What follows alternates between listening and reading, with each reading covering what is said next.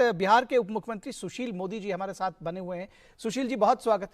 माफ कीजिएगा, हमारे साथ में सुशील मोदी हैं, धीरज हमारे साथ में नहीं। सुशील मोदी जी लोकसभा सांसद हैं, हमारे साथ में बने हुए हैं। और सुशील जी, आपसे जानना चाहेंगे किस तरह से इस पूरे मुद्दे को देखते हैं। कहीं ना कहीं इसमें यह भी समझ में आता है कि क्या अराजक तत्वों ने कुछ हवा दी है या छात्रों की बात में कुछ दम है?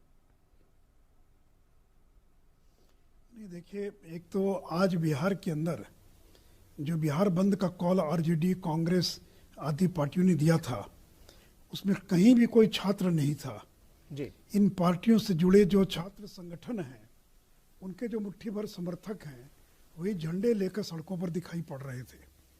2 दिन पूर्व जब श्री अश्विनी वैष्णव जी ने समिति बनाने का ऐलान किया था, उसी दिन से छात्र पटरियों पर से बाहर आ गए, सड़कों पर से उतर गए और अपने अपने घरों पर चले गए। तो लोगों को अश्विनी वैष्णव जी पर पूरा भरोसा है। देखिए, इसमें गड़बड़ी कहाँ हुई है। एक तो अश्विनी जी ने ठीक ही कहा कि 1.25 करोड़ लोगों की परीक्षा लेना ये एक बहुत बड़ी चुनौती है जी। और शायद ये दुनिया की सबसे बड़ी परीक्षा होगी जहाँ 1.25 करोड़ से ज़्यादा एप्लीकेंट हैं। इसमें एक ग्रुप डी की परीक्षा थी जी। ये किस ग्रुप डी में करीब 1 लाख पद हैं। पहले रेलवे बोर्ड ने यह कहा कि ग्रुप डी की एक परीक्षा होगी, लेकिन अचानक 24 जनवरी को उन्होंने एक आदेश निकाल दिया, कहा कि अब एक नहीं बल्कि 2 परीक्षा होगी जी। तो सारा बवाल बवंडर यहीं से पैदा हुआ। अगर आपको 2 परीक्षा लेना था तो आप 2019 के विज्ञापन में इस बात का उल्लेख करते कि 2 परीक्षा ली जाएगी, और अचानक आप कहेंगे कि 2 परीक्षा ली जाएगी। और कल मेरी जब अश्विनी वैष्णव जी से संचार भवन में लंबी मुलाकात हुई, वो पूरी तरह से सहमत थे इस बात से कि ये कोई IAS IPS का एग्जाम नहीं है, ये 10वीं पास लड़कों की परीक्षा है और इसलिए 2 परीक्षा नहीं बल्कि एक परीक्षा होगी।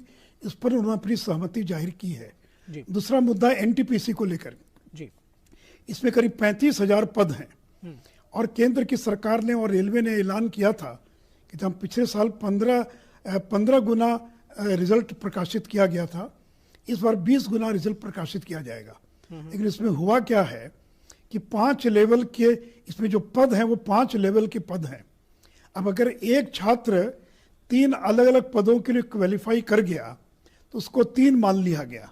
तो लड़कों का यह कहना था कि एक छात्र एक रिजल्ट, यानी आपने जब 20 गुना कहा है तो 20 गुना रिजल्ट होना चाहिए। और अगर एक छात्र 3 जगह क्वालिफाई किया है तो उसको 3 ना माना जाए बल्कि इसको 1 माना जाए जी। तो इस पर भी कल जब मेरी बात हुई अश्विनी वैष्णव जी से, वो तैयार थे इसके लिए, उन्होंने अपनी सहमति दी है। उन्होंने ये कहा कि 3.5 लाख और लड़कों की का रिजल्ट प्रकाशित किया जाएगा और जो लड़कों की मांग है एक छात्र एक रिजल्ट, यानी दो मुख्य मांग थी, एक छात्र एक रिजल्ट और ग्रुप डी की एक परीक्षा हो, न कि 2 परीक्षा हो। इन दोनों चीजों पर उन्होंने सहमति प्रकट की है। उन्होंने कहा कि मैंने कमेटी बना दिया है, सारी बातें कमेटी के सामने रखी जाए, कमेटी की रिपोर्ट आती है तो मैं निश्चित तौर पर इनको लागू करूंगा।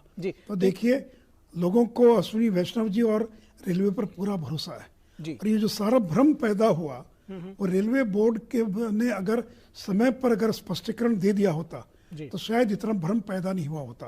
लेकिन कोई रेलवे बोर्ड ने भी कोई जानबूझकर भ्रम पैदा नहीं किया, लेकिन जो भी भ्रम पैदा हुआ।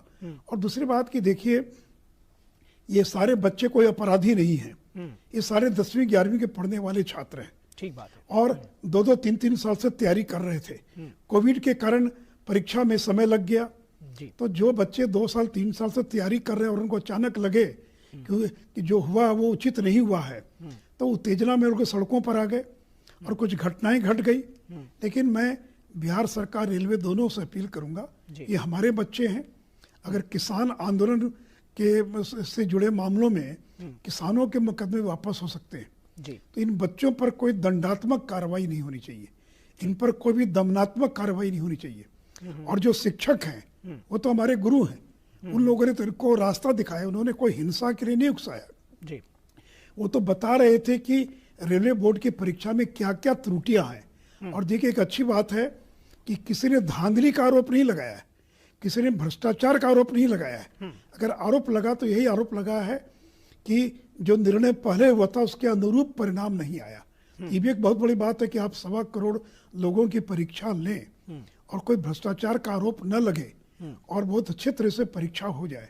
तो कल अश्विनी वैष्णव जी से जब बातचीत हुई वो दोनों मुद्दों पर सहमत। उन्होंने कहा कि लड़कों के साथ हम कोई अन्याय नहीं होने देंगे, हम लड़कों के साथ खड़े हैं, ये सरकार छात्रों की सरकार है। तो मैं छात्रों से यही अपील करूंगा कि किसी राजनीतिक दल के बहकावे में ना आए, समाधान हम ही लोग करेंगे और हम लोग पर भरोसा रखिए। जब उन्होंने कहा और मैंने कहा और मेरी मुलाकात हुई है और उन्होंने मुझे आश्वस्त किया है कि इन पूरे बिहार के जो छात्र, यूपी के छात्र हैं, वो रेलवे के साथ हैं, केंद्र की सरकार के साथ हैं। और मुझे पूरा विश्वास है कि अश्विनी वैष्णव जी ने जो मुझे आश्वासन दिया है उसके अनुरूप जो है और 6 मार्च के आसपास वो निर्णय लेंगे जो है।